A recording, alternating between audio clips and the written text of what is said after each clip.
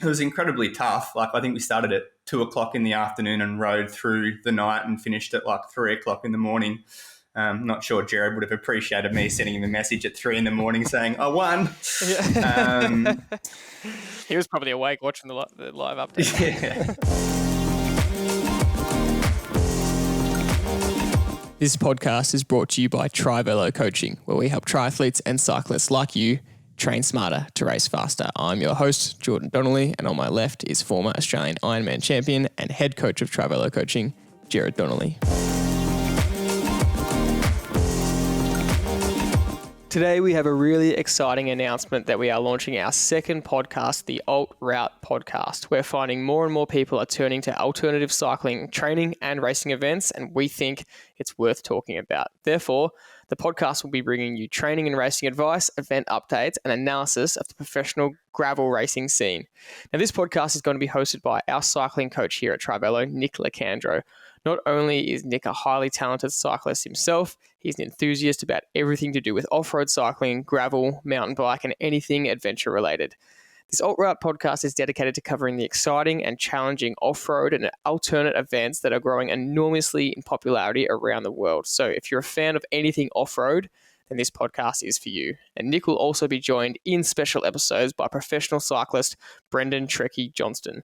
Trekky is a 5-time Australian mountain bike champion, winner of the Dirty Warnie, Honourable National Road Series overall winner, third in the men's national elite road race, top 10 on the general classification of the Tour Down Under, national gravel champion, and one of 35 athletes selected in this year's Lifetime Grand Prix Series in America. He's also a member of the Giant Off-Road team, and he'll be joining Nick to discuss a lot of the races and events happening throughout the year. So in today's episode, we are joined by both Nick and Trekky to talk about the new podcast, some of the pro races that have just taken place, and more about off-road training and racing. Nick, big welcome to you, new host of the Alt Route podcast. Thank you for jumping on. Always nice to be back for my second TriVelo podcast, Jordy. Yeah, very good to have you here. And Trekky, a very big welcome for your first time on the TriVelo Coaching podcast, but your second time as you appeared on the first podcast with Nick. Yeah, thanks. It's exciting to kind of welcome in this Alt Route podcast with Nick. And obviously it was episode 1, so it's nice to kind of tie it into your audience as well. Yeah, no, we can't wait to chat everything about the racing scene that you are both involved in. And we want to start off with, you just did a pretty epic ride on the weekend, and it is called the Belgian Waffle race. And my question to you off air just then was, why is it called that? And do you have any answer for why it's called the Belgian Waffle race? I'm not sure of the exact origin of that, but I think it's more, I don't know whether it's like a bit of a, the Americans don't really do piss takes, but it's like a bit of a homage to the classics in Belgium, and it's they call these like the monuments of gravel, basically. So there's like 4 of them, I think, and they're all across America. But they're basically trying to emulate the classics, but with a more of a gravel kind of style. They spoke a bit with Lawrence Tendam about it in the press conference the other day, and he was drawing some ties between the classics that he's done a lot of, obviously, in the World Tour, and then this type of racing here. But it's actually got a really cool vibe about it, and I think that kind of classics kind of scene kind of somehow does come into it a bit. That's an awesome answer, and that's kind of where we want to start going with this conversation, because a lot of our audience won't be as familiar with the whole scene and gravel riding as you two are. And so take us through this first race that you've just done. It's cool that it's kind of a spring classics, I guess. Exactly what you just said. It's almost like the gravel version of a spring classics race. Talk us through the whole race. How did you go? Talk you through kind of what the course is, how long it was. Again, especially for our audience who won't be familiar with it. Run us through how it all panned out. It's one of the races that I kind of identified as like a big kind of gravel race that I could kick off my season here with. And to be honest, I haven't actually raced the gravel that much at home. Like there aren't that many races, and I haven't been doing it that long really. maybe I've done 5 races. But so to come over, I just wanted to do a race before this big series I'm doing, the Lifetime Series, kicks off, which I spoke about with Nick in our episode. And this was like a precursor to that, and most of the guys would be there. So it was just a good chance to do the event and see how, I fared. And this trip I'll get a gravel race in and round 1 this weekend, the mountain bike race as well. So it's just a really good, way to kick it off. But the race itself is, it's strange. Like I wasn't sure what to expect. Like I'd done a bit of research on it, and it's basically like mountain biking, road cycling and gravel racing in the one event. It's 205 Ks or something, like 130 or 40 miles. I think there was like 3,500 foot. So pretty big day out. But yeah, like, I mean, there's, oh my God, the chat around tires and bikes and setup and everything is insane. I've never seen anything like it. People were blown away with what I was using because it was like way bigger tires and stuff, but this is more of an Aussie thing. But yeah, it's quite unique, this event, and I think the San Diego one is the original, so it's quite famous. And yeah, it involves like rocky single track to like kind of long 10-15 minute road kind of climbs, and a lot of like flat sort of back roads and stuff. And there's people on road bike. Like I would say probably 70% of the people on road bikes. Yeah, it's unusual. But yeah, personally, I was on a real gravel setup, so like quite conservative and big tires, so like pretty slow on the road. And like I was saying, people couldn't believe I was actually using that. That setup. So I guess if you're new to gravel, the tire torque is a lot. Like if you're using a road bike, road tires, obviously you're super fast on the road, but there's risks when you get off road, and vice versa. So if you're using big gravel tires and a pure gravel setup, then you're slow on the road. So anyway, after that, it kind of played out with pre-race, then into the race. I mean, it actually went really well for me. I just managed to kind of follow the guys around and made the front group, and then from there with Russell Finsterwald and Jasper Dutchy, we got away with like 40k to go, and I kind of exploded on the final climb and came in for 4th, got caught. But to be honest, at the start I was probably just happy with the top 10 in that field. There's some really strong guys in this scene, and I was happy to get in there and get familiar with racing against this field, which I'm going to be for the rest of the year. So but I'll tell you what, as a unique event, we wouldn't have anything like it. There would be absolutely uproar if we sent people on road bikes down these courses and single track and stuff. It would not fly back home. But there's 2,000 people doing it. So take us. That's unreal. Take us through your gear selection. Were you happy with your final decisions, and was it detrimental to your performance in the end, or was it a positive? Yeah, you know what? Before the race, with all the talk, because I did a press conference and stuff with a lot of the front runners, and I was getting some strange looks and strange kind of. I mean, people were like, I was on like 45 mil tires, which is like quite big. But that's what I use back home, and I don't know. I just like the safety and the compliance of it. It's a bit more comfortable, and you can kind of just let it go a bit more without the risk of puncturing. But to be honest, most of the guys in the front group were on either 32 or 35 mil, pretty much road tires, which is a big difference. Like, it's a big difference in rolling, which, in fact, I thought was not such a concern, but then maybe post-race, I'm like, well, maybe it's a thing. Maybe it's more of a thing. Because I do the local kind of bunch rides on my gravel bike with 45 mil tires, and it's not a problem. But I guess against, I don't know.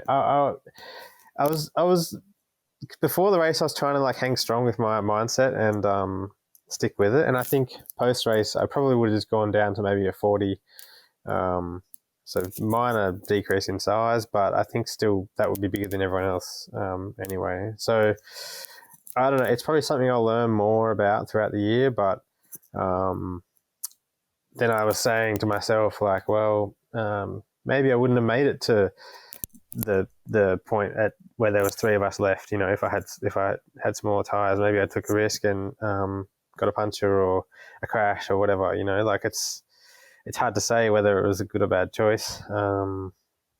But yeah, maybe just something slightly smaller. But yeah, if people are getting into this world of gravel cycling, they'll come across this at every event, I'd say.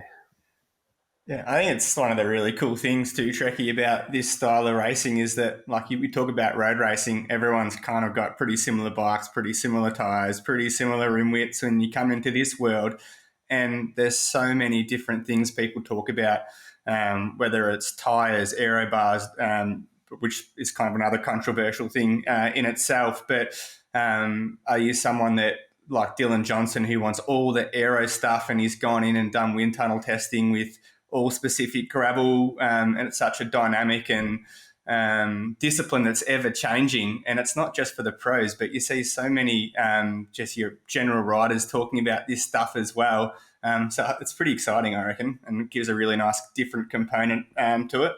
Yeah, absolutely. And like you say, and the same with mountain bike, you know, to be honest, especially like once you get into some more sort of cross country, you're refining the tire selection a bit more, but like longer stuff, you're really not making many changes. Like you probably get 1 or 2 tires that you would use typically, and maybe change the size marginally. But I don't think the disadvantage or advantage to be gained on the mountain bike is, and the same for the road, is much. Like maybe on the road you run 28 or 25, like it's not crazy, and you probably just get used to running something and stick with it. But what gravel has is like all these variables where you can make gains somewhere, but you're losing out somewhere else. So like on the weekend, at one point, every single person had the perfect setup. At one point in the race, you were on the best bike possible, but there was not a bike for the whole day, you know. And that's the same with all the other gravel races. Like, you know, whether you're carrying like a pack or you know, you're carrying a pack, you've got all the hydration, you've got sufficient hydration, you're going to be sorted for the day. You're not going to lose out on running out of water. But is it heavier? Is it you know, less aero? Or I think they found it was actually more aero. But yeah, you know, those sort of things. There's so many decisions to be made, and like what I'm finding is like, yeah, there's people who are right across it, and yeah, I'd like to be one of those, but it's not something you just walk into and without experience from doing the events before. I think Is that something you want to get interested in and find out? Are you a person who wants to really study up that and get across that, or is it something you think, well, maybe if I just train harder, I'll be strong enough no matter what I ride? Where do you see yourself sitting in that area? For me, I think I just want to be in the ballpark with that sort of stuff. Like I don't want to be doing anything stupid where I'm at a big kind of disadvantage. I think that's and just thinking you're macho and strong enough to overcome it or whatever, but you know, let the legs do the talking. I think you need to be in the ballpark. Like it's a high level that I'm going to be racing at, and even for the punters, you know, like you shouldn't be handicapping yourself just from, I don't know, you don't want to call it laziness, but like lack of research or preparation. I think it's like the same in triathlon. Like, you know, there's probably 1,000 little pieces that you could put into your day that are going to help you, and they're probably easy to do if you're well prepared, you know, like transition, all that sort of stuff. But yeah, I don't think it's probably a good idea to handicap yourself just from not I don't think I'd do like so much, you know, study myself other than just out training on the bike, like trying different things a bit. But also even that takes time, and So I think if there's actually a lot of guys who have already done it, and the information is there. I guess it's just a matter of like applying it to your particular bike and your kind of style of riding, and working it in that way. With this style of racing too, is your decisions are amplified because of the time. Like if you look at Unbound, it's 10 hours. So where you're doing a 60K road race may not matter as much, but I think every decision now is amplified and can have a significant impact when you're racing over this kind of distance. I love that point because that makes it both exciting for the sport, but also terrifying because if you make a mistake, it's really going to cost you. I was going to say, Dad, it might remind you of the early days of triathlon when everything was so new and everyone's just figuring things out and trying stuff for the first time. It does make it kind of a really exciting sport to be involved in. Yeah, I also kind of worry too that, there were so many people who were so ahead of the game in the early days of triathlon, had such a huge advantage because their equipment was far superior to some people who didn't have that access to, we just didn't have time trial bars in those days. I'm talking, 1980s. Then the very first set of time trial bars came out, I think even in the Tour, Greg LeMond had them in 1989 or 88, where he ended up winning the Tour on the time trial, last stage of the time trial. And that equipment selection was kind of key and can be make or break at that level. So it's really, you don't want to be left behind, do you? You want to be with the pack in not only in fitness and in preparation, but in your equipment has to be at the level that's not going to hinder your performance. And that's kind of where I'm I see this as an exciting period for you to really get, as you said, you made such a good point.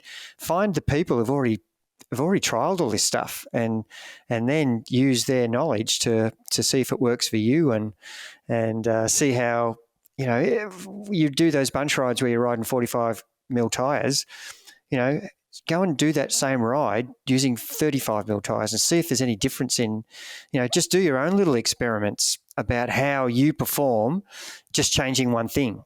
And they're the things that are the kind of the trailblazing things that you're going to go, right, this is too big a gap from what I should be using. So I do want to keep this conversation going about the racing, and the epitome is the Lifetime Grand Prix that you've touched on, and I'll get you guys to talk about that in a sec. But I want to take it kind of upper level, just to the overall sport of gravel. And Nick, you've started the Alt Route podcast. Give us a bit of an insight into why you started it, and what your goal is, and why you love this side of cycling and gravel riding and kind of adventure riding. Yeah, I think this is something that Trekky and I discussed on the first episode, is just how it differs from other style of racing. And I think, and the more and more I think about it, because I get asked this a lot, I think just how inclusive it is and the way that it caters for a wide variety of people. We've all done road racing, and I love that as well, but you can go to a race, have a bad day, get dropped in the first 10Ks, and then you're riding the next 50Ks solo by yourself, and your race is done. But you can go to a gravel event and you can be doing it just because you want to explore a new part of the state or the country or the world. So just the scenery that's there, and even like there's so many different types of gravel as well. You can have hard-packed gravel that's really fast and fun. You can have stuff that's more technical and rutted out fire trail. You can be just wanting to do it for the challenge of the distance and the duration, or you can be, like Trekky, wanting to do a series like this and be highly competitive. So it just caters for so many people. And going and racing Unbound last year, there was like 3,000 people on the start line, and you've got people that are taking 20 hours to complete it and are just there for the challenge of it. And then you've got the guys racing it, as a part of a 250,000 American prize purse. So just what a wide variety that I don't think you get in other, aspects of cycling, which is why I think it's so good. And Trekky, you touched on the fact that the atmosphere around the race on the weekend was so good. And Nick, I know you've said that you loved going over to the States and going to these things. And cycling is such a huge sport over here, especially because the population is so big. But there's just so many more cyclists than probably what we're used to. That's another part of why you love it, is the atmosphere is so great, right? Actually, on Sunday, one of the guys high up at Giant was actually taking on the race himself. So I actually when I had nowhere else to be because I finished, and so I just hung out at the finish for.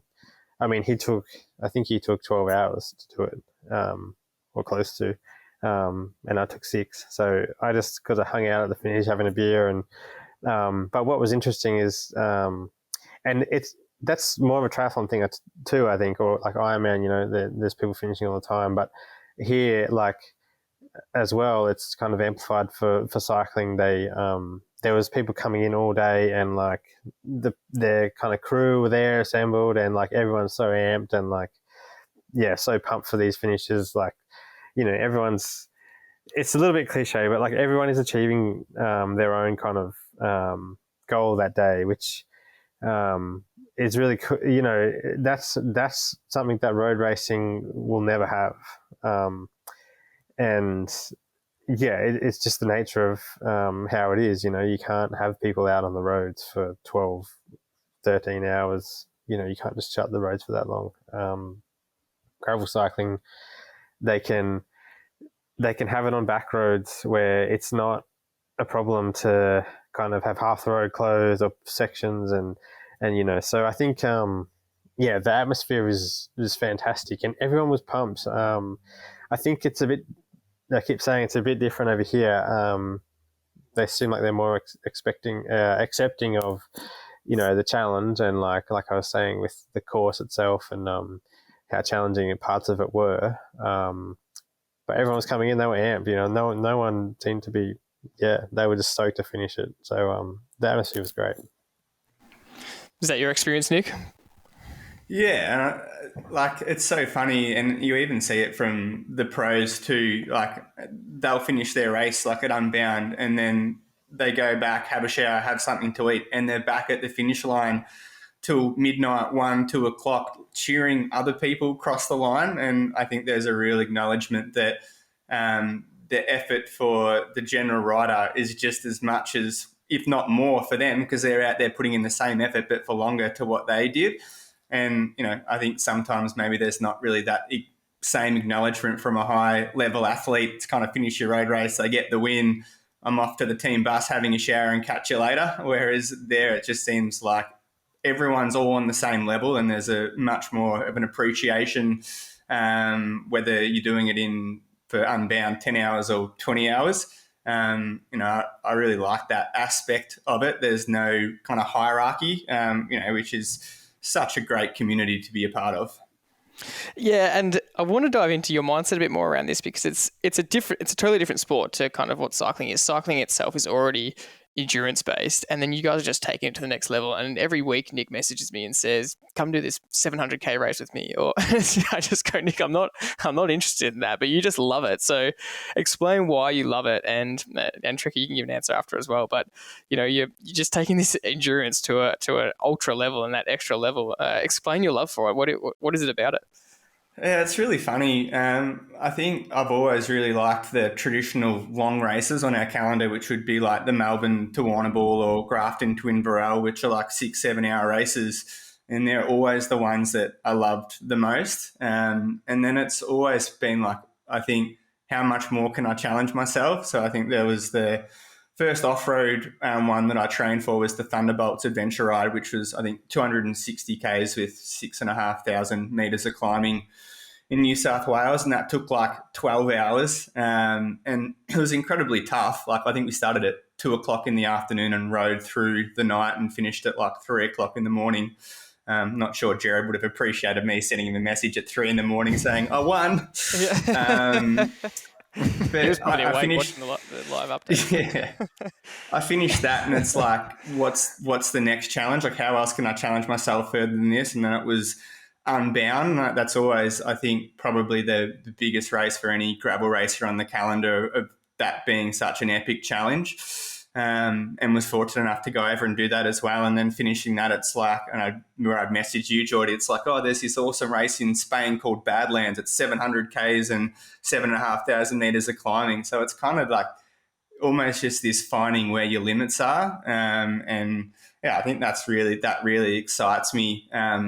Road racing's great, but you almost get to a stage where you're racing the same people on similar courses. And I think I actually saw Trekky reference this as well. And then this is just something completely new. There's so many different aspects and different dynamics and people that Trekky wouldn't have raced before. So it's all so new, which is, so exciting. And I'm sure for Trekky finding out where his limits are as well, even after all these years for him. It's funny, like here you do all this road racing, and you end up in a bunch. Like even if it's not in the front bunch, you're in a bunch and you're kind of sucked along for the day.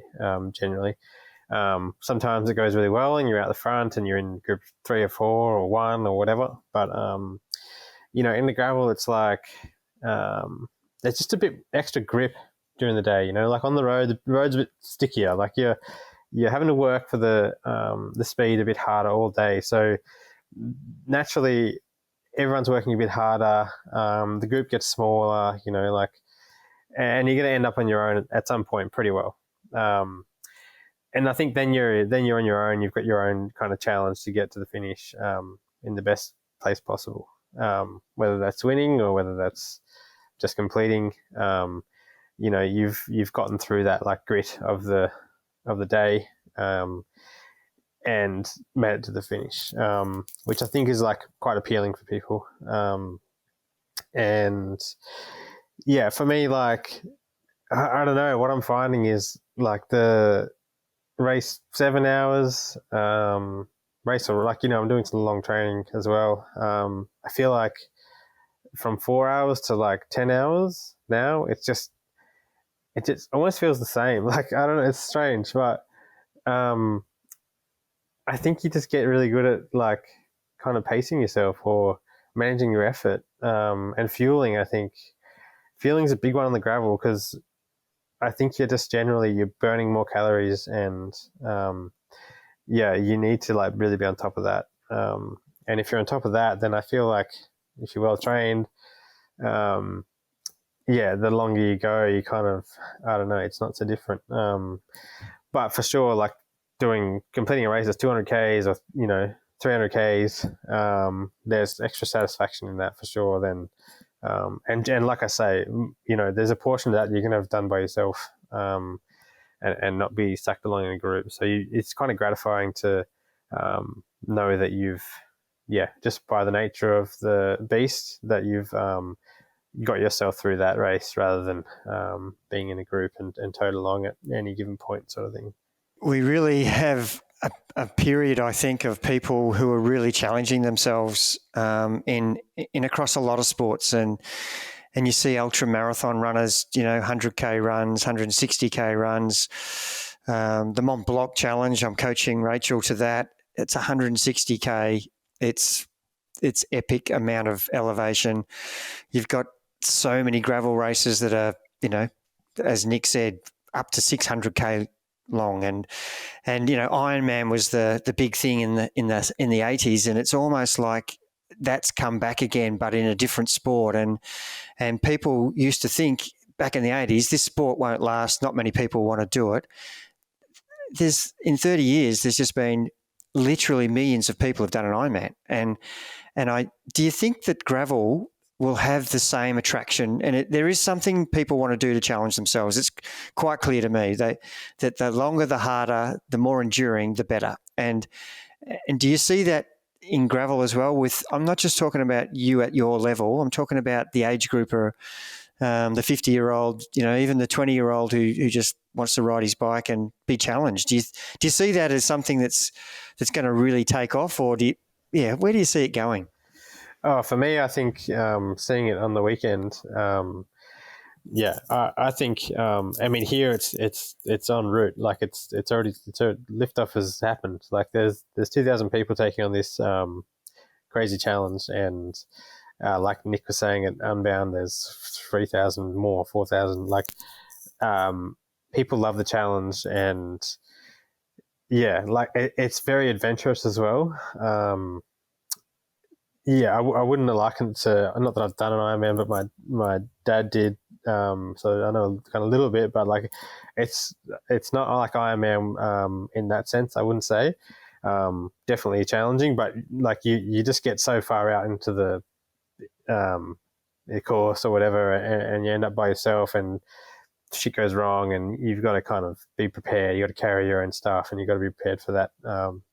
So I think, Nick, you can probably touch on like what, some of those challenges might be out there. Like, yeah, well, I mean, even for me at Unbound, like we were in the second group on the road, and we were so far of everyone else, and I puncture, and just being so much more self-sufficient, you got to learn to be able to almost problem solve, I think, is a really big part of this style of racing as well. And I think I had 3 hours by myself out to the next feed zone.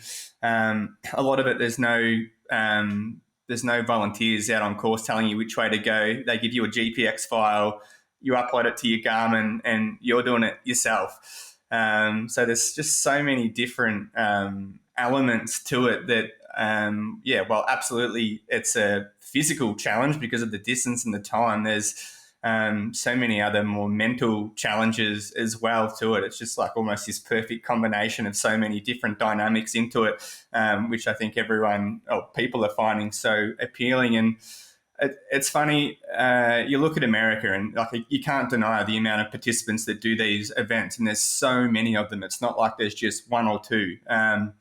And it's going to be really interesting to see how this plays out in Australia, I think, because these, like, I know we keep mentioning Unbound, it's like 330 Ks. Like, it's an enormous challenge, and I don't quite think Australians are quite maybe up for that challenge like maybe Americans are at the moment. So a lot of our gravel races might be like 120 Ks or 150 Ks. So it's going to be really interesting to see, does it grow in the same way where it keeps getting longer and wilder, or how it really starts to take shape in Australia will be really interesting. It's definitely going to grow here. There's no doubt about that. It's just going to be what it looks like, I think. Well, the Dirty Warning gave a bit of indication, didn't it? That first edition had how many and was immediately popular? Yeah, 350 entrants, I think, and then comparing it to the road edition, which I think only had like 120 in the same year. It's a pretty good indication. I know Trekky did it and actually won it, so you might be able to speak a bit more about that. Yeah, I think, and that's a particularly good. I actually spoke about that race in the press conference the other day. The question was, is there anything kind of like this back home? And yeah, I referenced that as an event. Not that it's really like the Belgian Waffle ride, but it's a lot more kind of gravel, just plain old gravel, which is perfectly fine. So yeah, I think there's something like that, and there's also something quite cool about a point to point. That's really like a journey.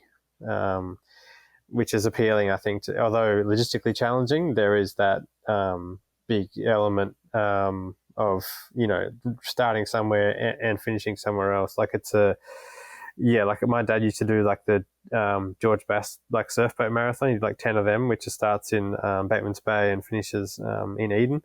And part of me, like, I just remember that, and like there was stages obviously, but you'd send him off at one spot and then kind of do something for a bit and then meet him at the finish. And I don't know, it's quite cool to know that he'd been in a boat and headed out to sea and finished somewhere else. Like, and this is the same feeling with the point to point in the like gravel racing. Like you go out, you start somewhere, you go out through the wilderness and you finish somewhere else, and that's a real journey kind of feel. So it's appealing to me, and I think a lot of other people.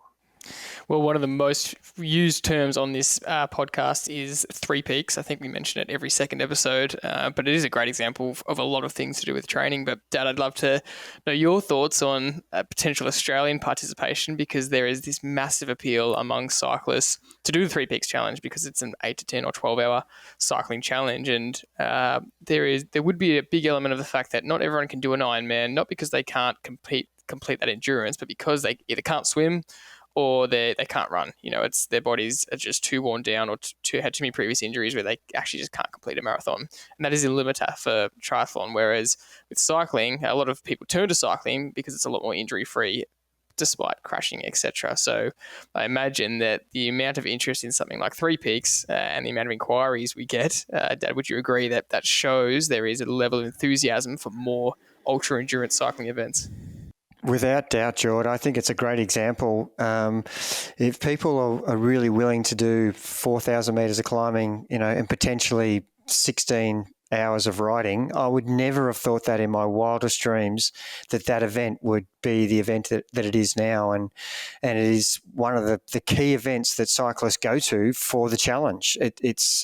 And I think now that gravel is appearing on the scene, all those three-peak riders will transfer straight across to gravel riders. I've got no doubt in my mind that that's going to be, the next big challenge, and I'm pretty excited about it. And that kind of brings me on to the next point. Do you think, Trekky, that the training has any difference between doing an 8-hour, 10-hour Three Peaks compared to an unbound? Is there any area that you think you would be specifically honing in on differently, or is the training kind of generally the same? Oh, I think it would be different. I think generally in something like Unbound or most other gravel races that aren't like so climby, like a Three Peaks, you're traveling at a lot higher speed. So, I can see, like, for me, I wouldn't do Three Peaks. I think it sounds terrible, but like, that's hilarious. I just like the idea of going quick. So if there's some climb somewhere, obviously that is what it is. But like, so I think just grinding all day up climbs is like, I don't know. But yeah, in terms of training, I think there would be changes. I think those road riders probably would need to spend some time off road on the gravel to get a feel for. And like I say, you're not. I guess in Three Peaks you go up and then you have to obviously descend the climbs as well. So that's not something that really happens so much. Like whereas the gravel's more like I was saying earlier, like, you just feel that the road's a bit more grippy, so there's kind of load there all day. So I think, you would probably change the training a bit in terms of you're not doing like 1 hour long effort and then flipping it and going back down. You're kind of doing, a long, 5, 6, 7, 10 hours with grip on the road the whole day. So, I think it's different in that sense for sure, from my perspective anyway. Yeah, I agree. And I think one of the things that like Gerard and I discussed post Unbound is a lot of my longer training rides I would do between 6 and 8 hours and ride out to a local race, do the race, ride back on my road bike. And I think looking back at Unbound, the one thing that I probably would have changed with my training would have been doing 7, 8 hour rides on the gravel. I think there is a big difference between doing that 7 hours on the road as opposed to gravel.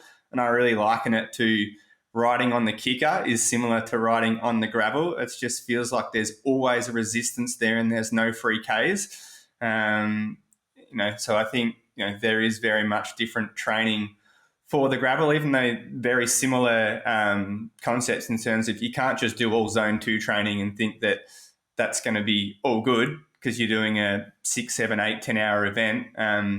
Even somewhere like Unbound that was flat, you still needed to do VO2 work there because there were still short 1 to 3 minute climbs where it was really important to have that top end as well. So there definitely are some similarities, but I don't think they're still one in the same. This is a great topic, and I want to keep diving into the training because I know that there will be some listeners whose mouths are watering at the thought of some of these challenges. And it's actually why we wanted to do this podcast, because we're excited, Nick, that you started it, and it's a really exciting sport to be in. And you're someone that has recently made, over the last few years, that kind of bigger transition from road cycling into this. And so how did you find that shift in terms of training and efforts and spending more time off-road and learning that craft? It definitely brings another really unique element to your training, and one that for me I loved is that you're exploring a whole new world on your endurance ride. So, just being a road cyclist before transferring to gravel is I basically had ridden every road in Ballarat within a 2-3 hour radius. So knew every road like the back of my hand, and it's almost like gravel opened up a completely new world. And you kind of can't really necessarily switch off on the gravel as well. Like there's so many different elements and obstacles. So more of a technical element that you're always got to be switched on for amazing scenery, that you come across as well. But then I guess the more racing I did, starting to learn the nuance of it as well. Like I touched on before, I think doing zone 2 on a road bike compared to zone 2 on the gravel isn't the same thing, even though you're in the same zones. So it was really learning the requirements about this style of racing. And the style of racing is progressing as well. I'm sure going back 5 years ago, Unbound, I know like a guy by the name of Ted King won, I think maybe 3 of them. And he was an ex-World Tour rider. So already had an unbelievable base, but he explained the races are basically just like a war of attrition, and probably for the most part a lot of zone 2. Whereas now, like even with Belgian Waffle ride that Trekky just did on the weekend, it was incredibly aggressive for the start. Like Trekky was in a move with a couple of people from the gun, and it's almost, I liken it a bit to what we saw in the Belgian Classics. Is you've got guys like Wout making it hard with 110 Ks to go, where we just didn't see that, or a break forming would usually just kind of slip off the front, where now they're trying for like 2 hours, and that's how this is progressing as well. So it's not just a matter of having a really good endurance base and that's kind of it. So it's a really interesting dynamic now about the training required for it. That's an awesome point. And as always, we like getting super specific with training. So you've got race 1 coming up, Trekky, of the Lifetime Grand Prix series, plus you're training for the race on the weekend. Take us through the last block, the last month of training. What were you doing specifically to prepare? Yeah, well, even just before that, like I did a lot of really just big loads. Maybe 8 weeks before I was doing, like 27, 28, 30-hour weeks with not too much structure then. But then I really went into some structure in the last kind of 6 weeks. A lot of actual torque efforts, so really low cadence. Has done a number on my back, which is not great, but I think there's still benefit that I've got from that. So like 6 minutes, 6-minute efforts, and not really more than 6 of them, which is different for me. Normally I'd build up to 10, 12, that kind of area, but I've actually got a new coach, but I stick around that kind of 4 to 6 in a session. 6 minutes, 4 or 6 minutes long, really low cadence, that sort of work. And then, for instance, I was doing these longer days, like a week before I came, I did like a 7.5 hour ride on a Sunday with, in the early part, I did 3 by 30 minutes at like zone 3, kind of, I don't know, like 330 watts or something. So quite firm for me, and 30 minutes long, and 3 of them, which is also good because it passed, with the recovery, it probably passes 2 hours or more. And then in the last hour and a half, I went for like 4 by 10 minutes, just all out pretty much. So that's after like 6 hours, you start that effort. So it's my kind of thinking is after 3,500 kilojoules, that kind of mark is when you want to start kind of racing, I guess. So once you get into that, there's actually you got to be able to get to that first, like burn that many kilojoules and then, just complete. But then if you can get to that and then start doing some interval work and actually start to do some racing after that much work, that's where I think I'm going to find the gains.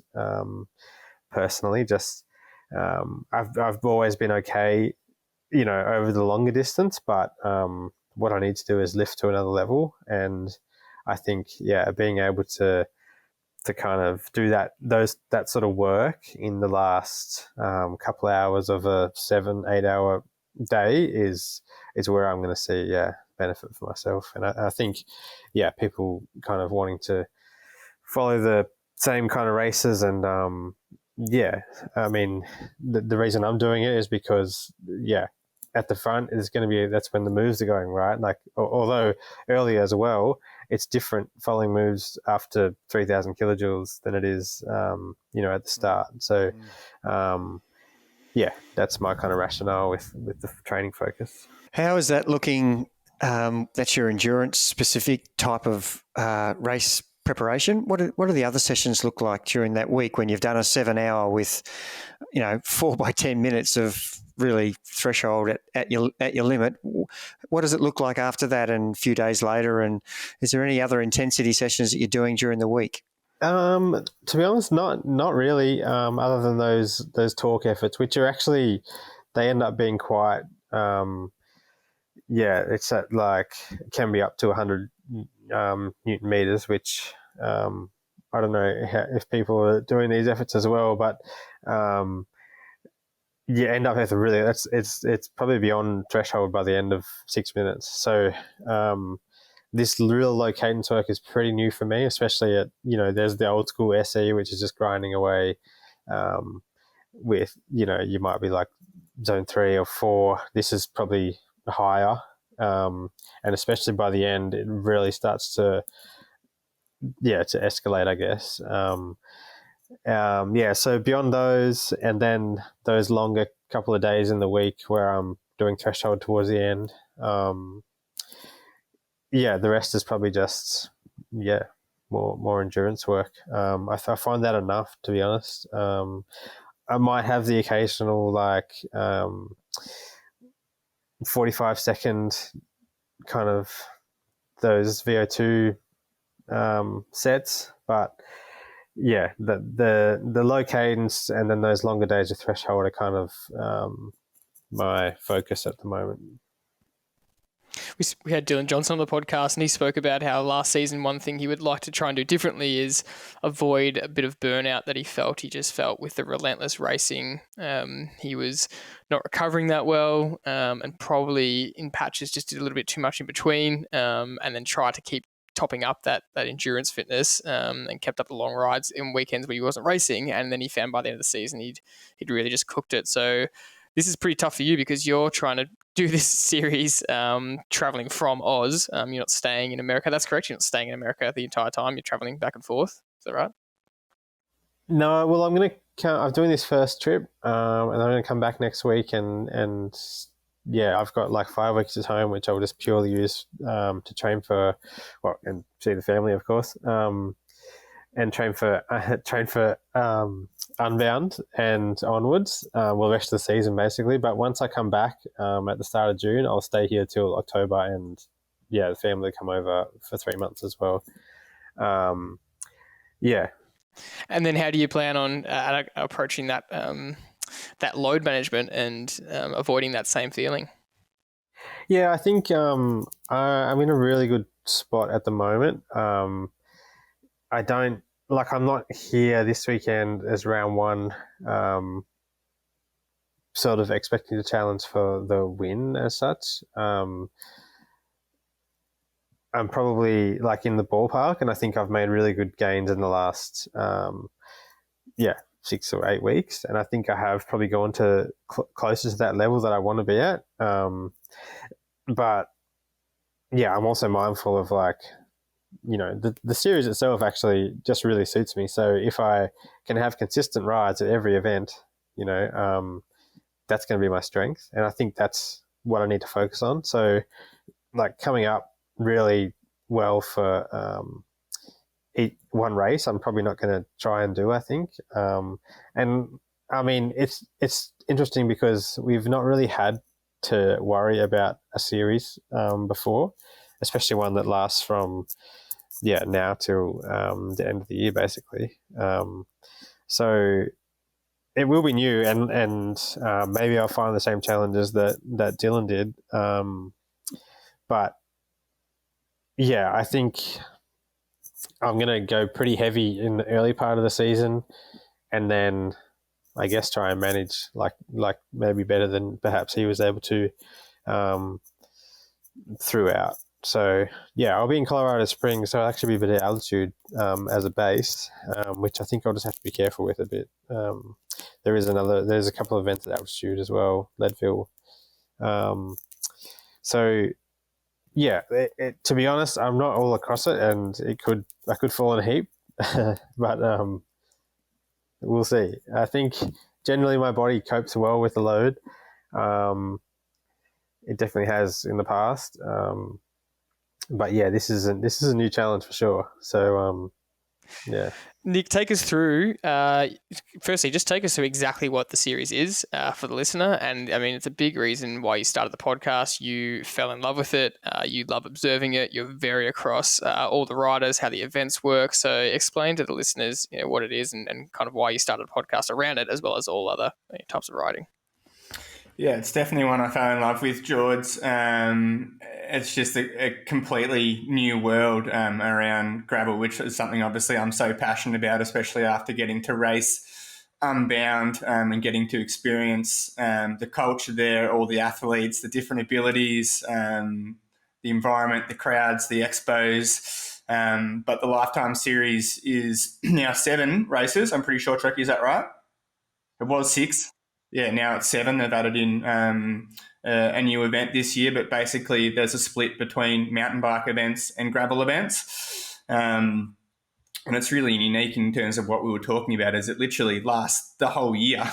So they're all one-day races, and, it's so dynamic in terms of you've got a 2-3 hour mountain bike race at Sea Otter this weekend, for example, and then you've got a 10-hour long 330k gravel race. So the requirements, are so different, and every event has their different challenge.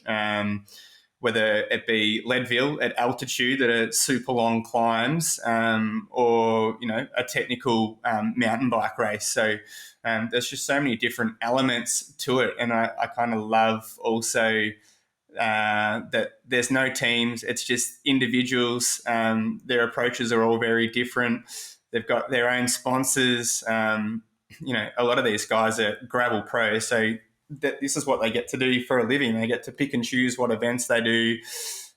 So yeah, I guess just the whole, not necessarily this event, but the whole gravel discipline, I think is so exciting.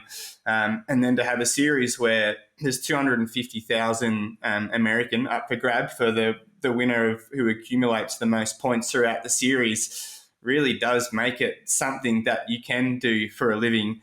So to have something separate from World Tour riding, which is basically probably the best form of a cyclist for getting paid. I'm sure the top mountain bikers do as well. But it's super exciting to have this new form of racing that's just so unique and different to anything that we've had before. Only 35 people get selected, both men and women. So it makes it even more intriguing and more impressive for Trekky to get into. I think sometimes we take for granted, we've seen Trekky on the Australian scene for so long doing mountain biking and national road series, but he's done a handful of gravel races. So then to go over and even get selected for this series, as well as Tasman Nankervis from Australia as well, and then Alla Bloor, an Australian competing in the women's side. I think this will really help grow this scene in Australia as well. So it's really fascinating to watch and see how it plays out. I don't want to put you on the spot here, but yeah, I know you're a big fan of Trekky's work and what he's done, and that's why you had him on the first episode. And how do you think he's going to stack up against the other 34 riders in the Lifetime series? What do you see him going as? It's a good question. I'm a bit jealous of Trekky because I applied for the Lifetime series as well and didn't get in. Explain that application process just briefly. You do speak about it on that first episode. Yeah, it's quite intense, and Trekky can maybe touch on it quickly as well. But a lot of it, I guess, having to show competency across both mountain bike and gravel is a part of it. I probably wouldn't even say it's the majority part of it, but a lot of it centers around how you're going to grow gravel riding in America or as a sport. So I guess it's great to see that they've got that front of mind on how the sport is being grown as well, rather than just trying to get athletes with the best results. It was quite a long and detailed process as well. It wasn't just sending your top results or anything like that. There was a lot of questions that required a lot of detail and a thought out approach to it.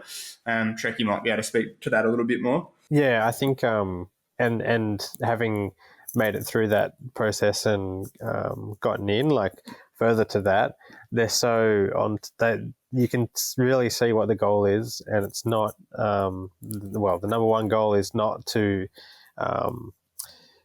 get the best guys and have and just the racing. It's the goal is to grow the sport, and what I think America does really well is brings people from outside the sport into it and lets them and shows it to them, and I can see that that's what they're trying to do, like with coverage and engagement. Like they're so on the front foot. Like even this weekend, they're trying to get everyone's all the athletes kind of personal sponsorship engagements. They're promoting them. They want to know about it. They want to because this is a huge expo weekend. And yeah, you can just see that the drive is to grow the sport, which is actually quite cool to be a part of. Because like Nick, myself, I'm actually passionate about it. I think it's really cool, and I think we will see, like you say, these people who are doing the epic road challenges. I think potentially those road challenges have their days numbered as well with the road closures and that sort of thing. So yeah, this is a market where I can see those people coming, and why not? Because like we spoke about, the journeys, the adventure, the challenge, it's all kind of rolled into one.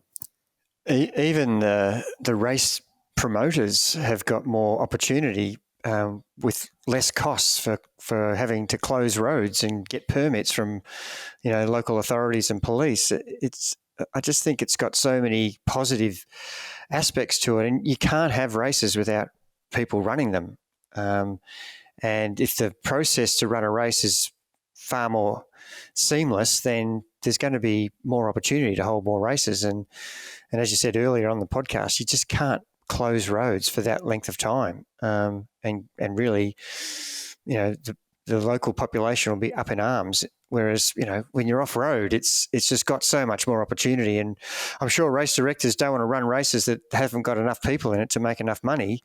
So they need to have the numbers. And I think the numbers are just, people are voting with their feet, aren't they? It's a great opportunity for people who are wanting to. I know there's a lot of road riders who want to race, but there's just not enough races and not enough people in them to have some fun with competition. So this seems to be the next step. No, it's super exciting, and it's why we wanted to do this episode, as we said at the start, to shine light on it. And we've loved learning about it, and we've loved watching it. So we can't wait to see how this next kind of season unfolds. And Nick, I kind of wanted to finish off by you telling us, what your goals are for the Alt Route podcast, what you've got coming up this year, and what you want listeners to know about it. Yeah, I think the biggest thing for the Alt Route podcast is just showing people that might not be aware of this discipline and this world how great it is. I think it is going to be the future in America.